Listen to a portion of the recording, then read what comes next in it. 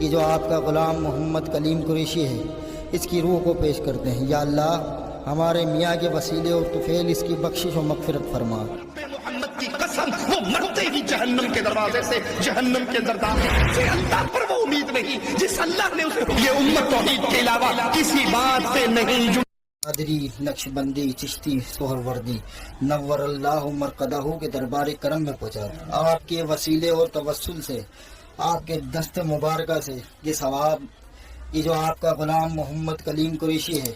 اللہ سے ڈر کے اللہ کے گھر میں رسول کے منبر سے یہ کہہ رہا ہوں، غور کیجئے اللہ کی قسم اگر کوئی شرک کرنے والا حالت سیام میں روزے کی حالت میں بیت اللہ کا طواف کرتے ہوئے رمضان میں عمرہ کرتے ہوئے اس طواف کے چکروں میں مر جائے، رب محمد کی قسم وہ مرتے ہی جہنم کے دروازے سے جہنم کے اندر داخل ہوگا، اس کی قبر کو جہنم کا گڑھا بنا دیا جائے گا، اس کے طواف، اس کے رمضان کے عمرے، اس کے روزے کی قدر و قیمت نہ ہوگی، کیونکہ اس نے اللہ کی عبادت میں مردوں کو شریک ٹھہرایا، اس نے اللہ کی عبادت میں غیروں کو شریک ٹھہرایا، وہ سجدے اللہ کے لیے کرتا تو قبروں پہ کرتا، وہ رکوع اللہ کے لیے کرتا تو قبروں پہ کرتا، اپنے پیر کے پاؤں چھونے کے لیے کرتا، وہ نیاز اللہ کے لیے دیتا تو نیاز درگاہوں پہ دیتا، وہ قربانی اللہ کے لیے حج پہ کرتا تو قربانی درگاہوں اور عرصوں پہ جا کر کرتا، وہ اللہ سے محبت کرتا تو اس سے بڑھ کر اپنے پیروں سے محبت کرتا، وہ اللہ کا ڈر رکھتا تو اس سے بڑھ کر اپنے پیروں کا ڈر رکھتا، اسے اللہ پر اتنی امید نہیں ہے،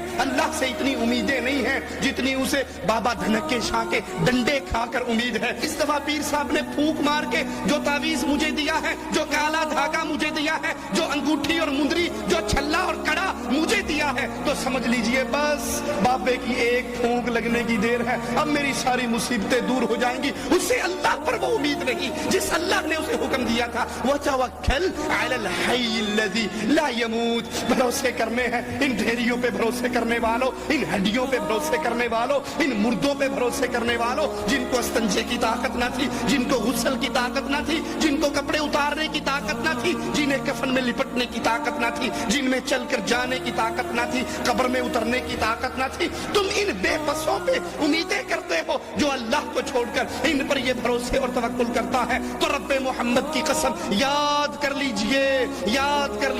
وہ افطاری سے پہلے مرے، وہ افطاری کے بعد میں مرے، وہ سحری کھا کے مرے، وہ حالت سیام میں مرے، وہ بیت اللہ میں مرے، اگر اس کے عقیدے میں شرک ہے، رب محمد کی قسم اس کی کوئی محنت، اس کی کوئی عبادت، اس کی کوئی چیز اللہ کے دربار میں قوت نہیں پائے گی،